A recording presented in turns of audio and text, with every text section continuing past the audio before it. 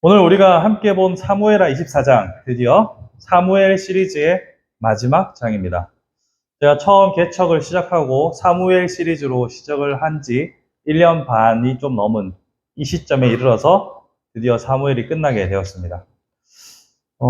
마지막 장에 이르러서 우리는 뭔가 장엄하고 아름다운 결론이 맺어지기를 기대할지도 모르겠습니다.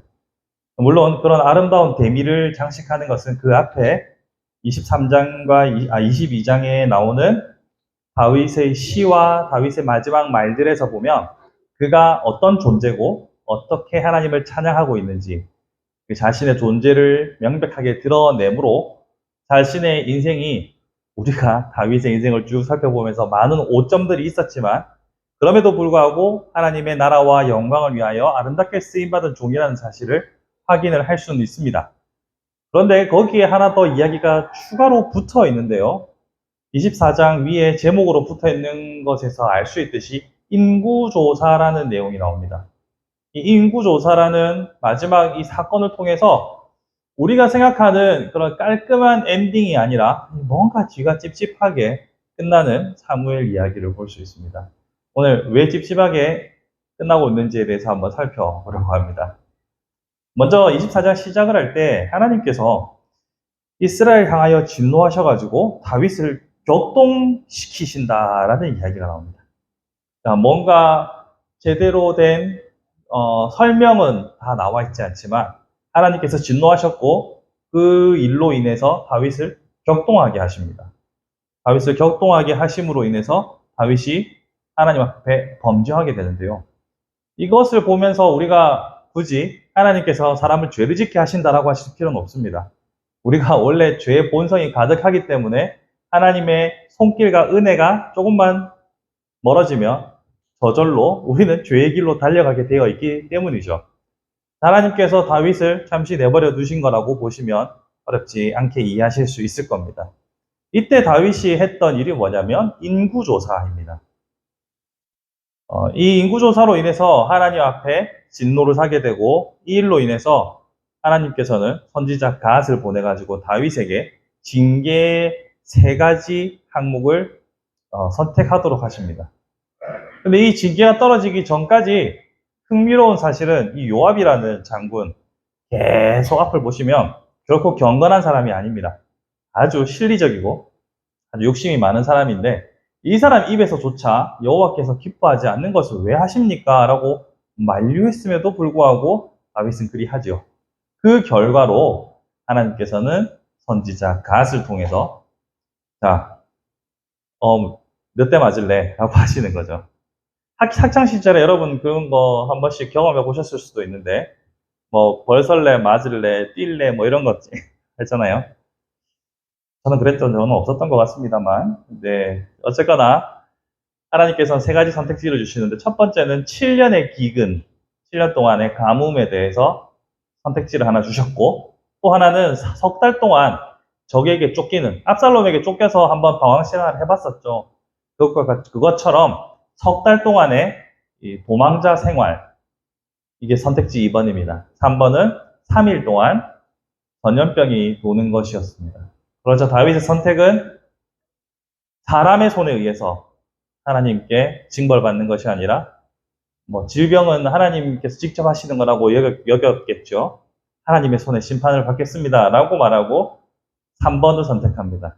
그렇게 해서 이스라엘 땅에 3일 동안 7만 명의 사람이 죽어나가는 이 참사가 벌어집니다.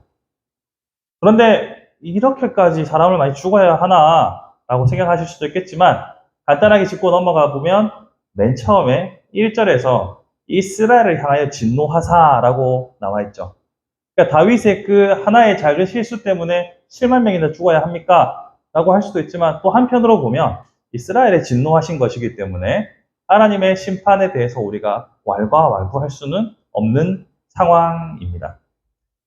그러면 인구조사가 왜 문제인가에 대해서 한번 생각해 봐야 합니다. 인구조사. 요새는 리서치가, 센서스나 리서치 조사가 아주 일반화되고 보편화된 세상입니다. 특별히 우리는 모든 것을 수치로 확인하는 것을 좋아합니다. 수치로 확인되지 않으면 뭔가 깨림직하고 확실치 않은 불분명한 정보라고 생각을 합니다. 그래서 어떤 통계 자료나 정확한 수치가 나올 때 우리는 이 깔끔하게 정리가 된 책상 위를 보는 것처럼 마음의 평안함을 느끼기도 하죠. 물론 개인차가 있습니다. 이처럼 우리는 어떤 숫자에 대해서 또 수치에 대해서 많이 민감해 하는데 다윗도 그런 눈에 보이는 가시적인 수치를 원했습니다. 그래서 이 수치가 나오면 인구조사가 제대로 나오면 얻는 유익은 참 많은데 대표적으로 꼽을 수 있는 것은 얼마나 군사를 징집할 수 있는지 그리고 나의 군대의 규모가 어느 정도 될 수 있는지에 대한 예측이 나오겠죠. 그래서 군사력이 파악할 수 있습니다. 또 한 가지는 세금 징수의 근거가 되는 거죠. 옛날에는 국사 시간에 항상 이 조세법에 대해서 시대별로 어떻게 바뀌었고 혹배법이나 이런 것들에 대해서 여러분 공부했던 기억이 흐릿하게 있으시죠? 예.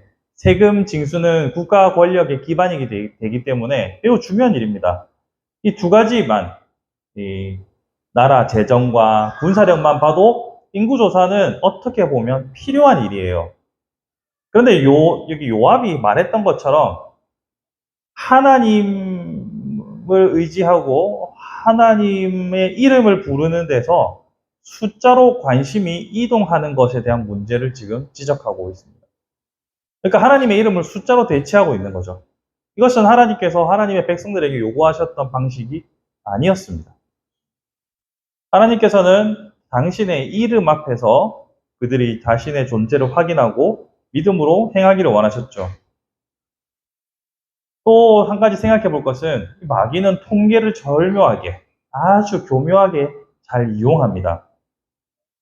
숫자라는 이름이 가지고 있는 그 냉혹함에 대해서 우리는 생각해 볼 필요가 있는데요. 실업자 통계라는 그 숫자의 이름으로 그 안에 살아가고 있는 사람들의 빈곤의 문제를 가립니다. 또 이 사망자의 수라는 통계치로 전쟁의 참혹함이 때로는 가려질 때가 있습니다. 뿐만 아니라 교회라는 공동체도 이 회계보고라는 이름 아래에서 돈의 증감에 의해서 교회 공동체가 지배당하기도 합니다. 물론 통계 자체가 나쁘다라고 말하는 게 아닙니다. 언제든지 숫자는 우리로 하여금 모든 상상력과 믿음의 행보를 제한하는 틀이 될 수도 있다는 것을 얘기하고 있는 거죠. 결국 숫자에 매몰되는 것은 믿음의 상실의 위험을 가질 수 있다는 점에 우리는 주목해야 합니다. 다시 한번 말씀드리지만 숫자와 통계가 나쁜 게 아닙니다. 그 자체가 나쁜 것이 아니라 그 숫자와 통계 사이에서 우리의 믿음을 날마다 살펴보고 우리의 믿음의 상태를 점검하는 것이 중요합니다.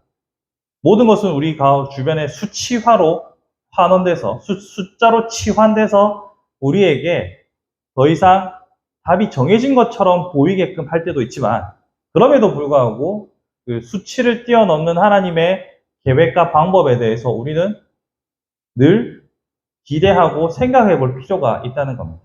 그러니까 우리의 사고방식을 다 침체계로 만드는 것은 믿음에서부터 떠나는 위험을 초래한다는 거죠. 그렇기 때문에 우리는 어떤 상황에서도 어떤 제한적인 상황에서도 하나님께서 하시는 일에 대해서는 우리가 무한대의 마크를 항상 찍어 놓고 있어야 합니다. 물론 여러분 여기서 주의해야 하실 것은 무조건적인 낙관주의를 말하는 건 아닙니다.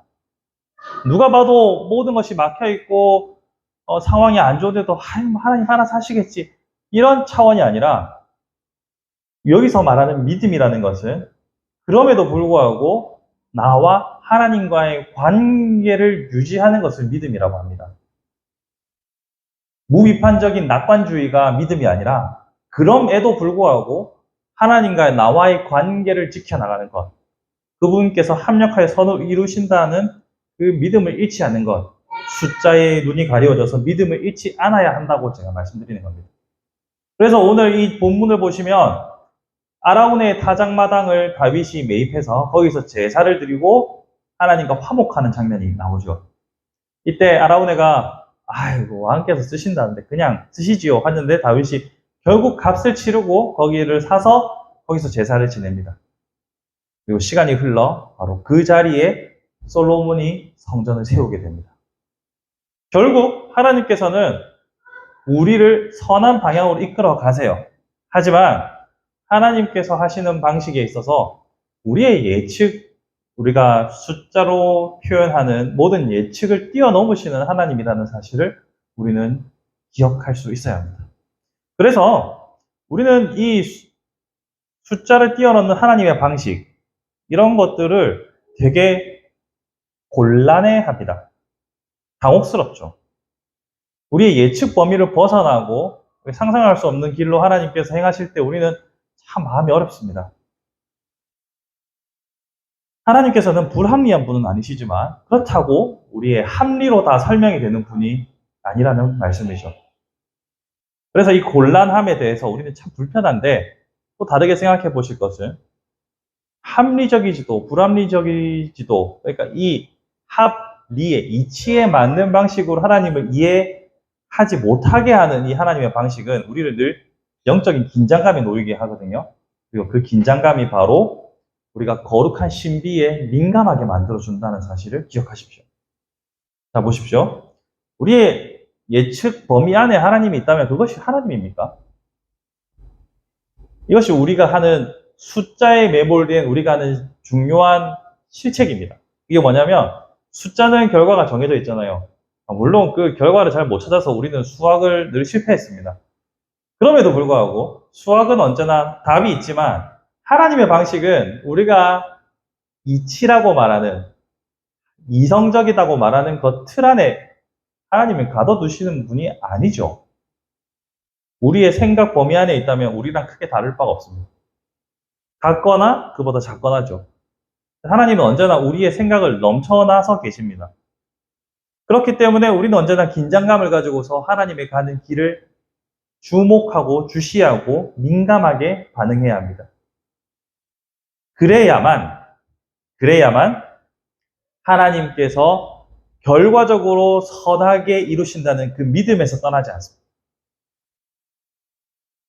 어떻게 보면 좀 어려운 내용일 수도 있지만 사무엘을 이렇게 끝내는 것을 통하여서 하나님께서는 부족한 인간들을 통해서도 하나님께서는 당신이 일을 하시고 그렇게 결과적으로 산 아라우나의 타작 마당을 통해서 성전이 올라가게 하시는 그 긴 역사까지 우리에게 보여주시면서 너희의 계산과 너희의 상식에 벗어난다고 하여서 나를 불신하지도 말고 너희의 계산 안에서 나를 배제하지도 말라고 우리에게 말씀하고 계신 거죠.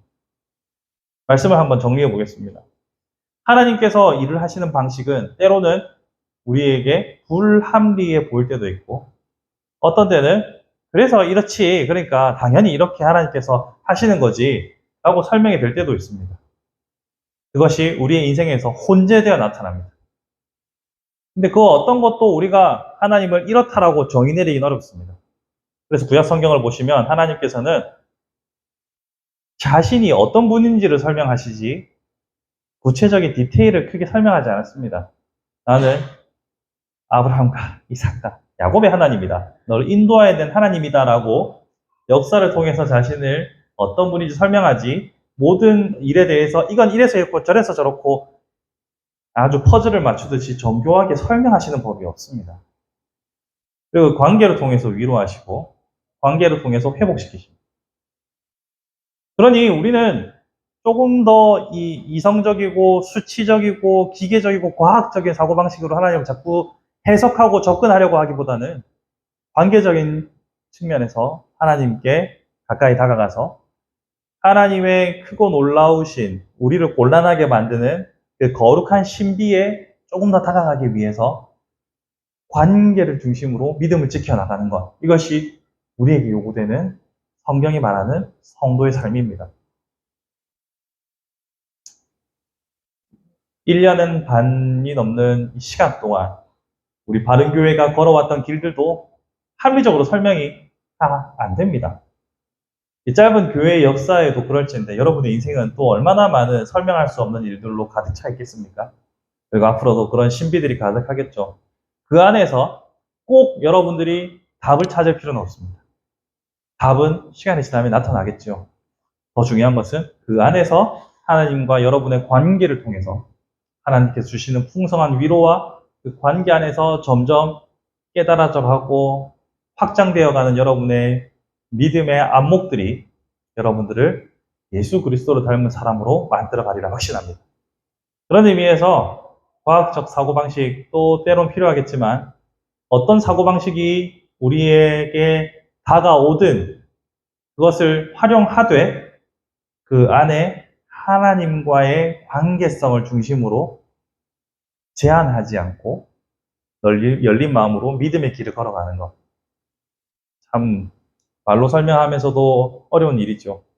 그렇지만 때로는 답이 보이지 않고 앞이 보이지 않을 때도 하나님은 일하신다.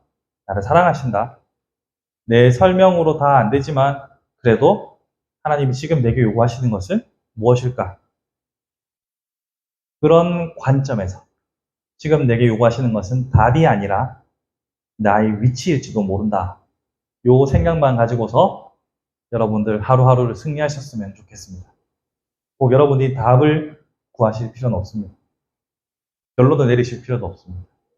그냥 여러분들이 내 아버지 곁에 계시면 되는 겁니다. 그렇게 아버지 곁에 함께 행하는 하나님 손에 안겨서 존재만으로 서로가 기뻐할 수 있는 그런 복된 여러분의 삶이 되기를 주님의 이름으로 축복합니다.